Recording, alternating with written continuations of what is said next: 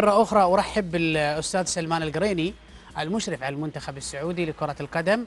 مساء الخير أبو حمد، أهلا وسهلا. السلام عليكم. السلام ورحمة الله. ألف مبروك الفوز ليلة البارحة. الله يبارك فيك، مبروك لنا جميعا. نعم. مساء الخير أبو خالد، وتحية للأستاذ أحمد وللأستاذ حسن. أهلا وسهلا بك. وللمشاهدين الكرام. الله يحييك. أستاذ سلمان، عبد اللطيف الحسيني انتهت مهمته مع المنتخب السعودي؟ طبعا الأستاذ عبد اللطيف الحسيني طبعا أحد الكفاءات الوطنية ما يختلف عليها أحد. الموضوع بالنسبة للكابتن عبد اللطيف يعني يعلم الجميع يعني الفترة الماضية يعني التغيرات اللي صارت طبعا بالنسبة للاتحاد الإدارة المؤقتة وبعدين انتخاب إدارة جديدة. في بعض العقود بالنسبة لإدارة المنتخبات كانت أبرمتها مع بعض المدربين وبعض الأخوان الإداريين وانتهت العقود.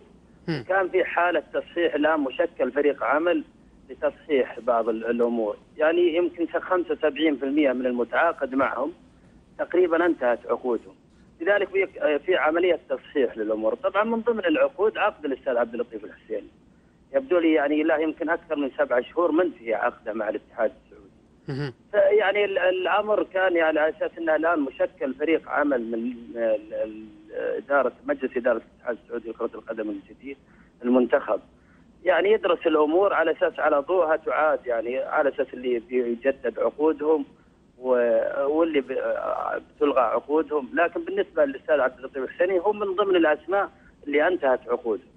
طبعا بعد القرار بتكليف جهاز فني وإداري جديد للمنتخب السعودي الأول، اجتمعت مع السيد لوبيز على اساس وضع جهازه الفني، وللامانه طلب الاستاذ عبد اللطيف بالاسم، قال يعني نرغب انها، لان القرار كان حل الجهاز الفني السابق. صحيح. والاستاذ عبد اللطيف ضمن الجهاز الفني السابق.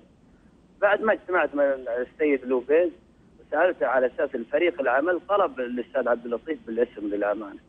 انا طبعا تحدثت مع الاستاذ عبد اللطيف، كان يتكلم عن العقود، ولا انا قلت له طبعا هذه تدخل ضمن يعني بيصدر فيها من الاتحاد بعد انتهاء فريق العمل من مهمته، لذلك بتصدر يعني تنظيم جديد لها من قبل مجلس اداره الاتحاد السعودي. طبعا بعد ما انتهت مهمتنا المباراه امس، جلست انا والاستاذ عبد اللطيف، قال لي الاستاذ عبد اللطيف انه الان عندي عرض من نادي الهلال، وكلمني البارحه وهذه فرص.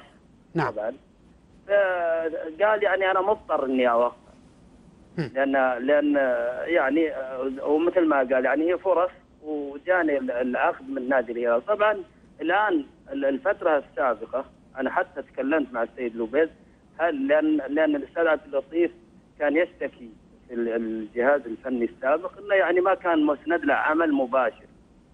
طبعا انا حتى مع كلامي مع السيد لوبيز، من تحتاج من جهازك الفني زي ما قلت السابق انه طلب الاستاذ عبد اللطيف بالاسم.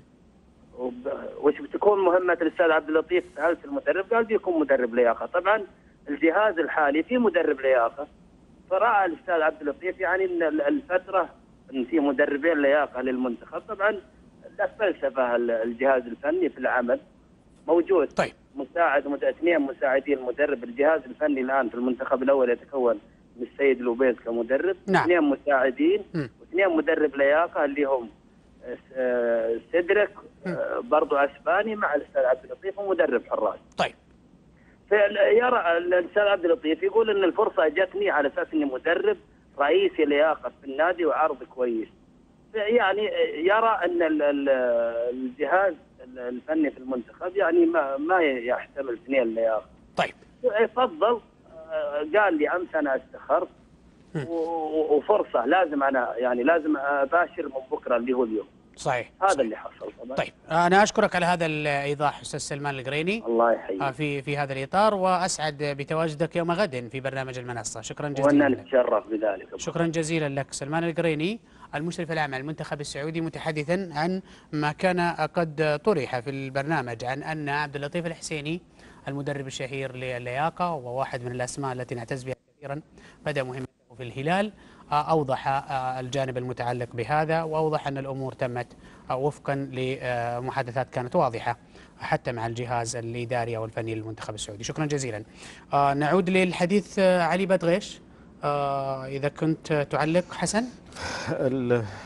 أولا أنا سعيد حقيقة بخروج الأستاذ علي بدغيش في أكثر من مناسبة للتعليق على كثير من قضايا الاحتراف، وهذا للأمانة يعني كان أمر يعني ينادي به كثير من الأخوة الإعلاميين بحثا عن المعلومة وبحثا عن توضيح بعض المعلومات.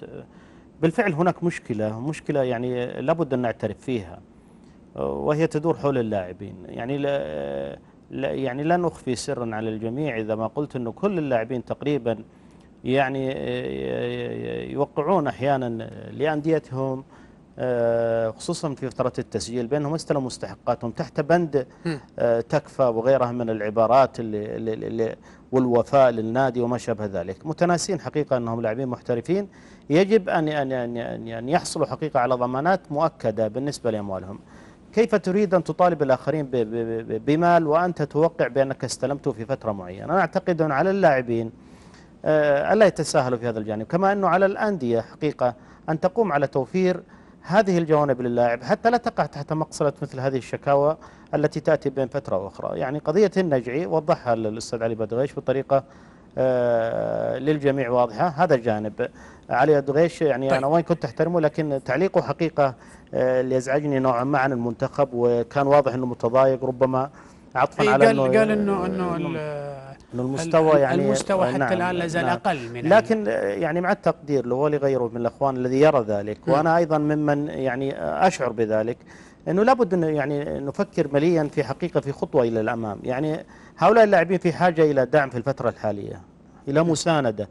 بالتاكيد انه هناك اخطاء والمدرب يعرفها واللاعبين هم انفسهم يعرفون، ولذلك هم يحتاجون الى عمليه دعم ومسانده في توضيح هذه الاخطاء وايصالها بطريقه معينه حتى نستطيع تجاوزها. نحن لا نريد هز ثقة هؤلاء، الجانب المعنوي لا يقل كفاءة حقيقة عن الجوانب الأخرى الفنية والإدارية، ونتصور نحن في أمس الحاجة حقيقة إلى أن نتجاوز بعض الهفوات طيب. التي نشاهدها من هنا أو هناك.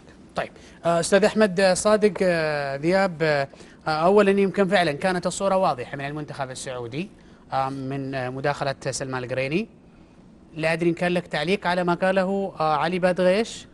سواء لا على العكس بالنسبه للاستاذ سلمان القريني، يعني الحقيقه وضح كل شيء ووضع صحيح. النقاط على الحروف، وكانت هذه زي ما قلنا فرص، واعتقد انه الرجل اختار الشيء الاصلح له، وهذا حقه لا احد يستطيع ان يزايد على ذلك. طيب على حديث الاستاذ علي بدغيش وقضايا بس عندي ملاحظه واحده على كلام الاستاذ بدغيش اذا تسمح لي يا استاذ رجل. تفضل.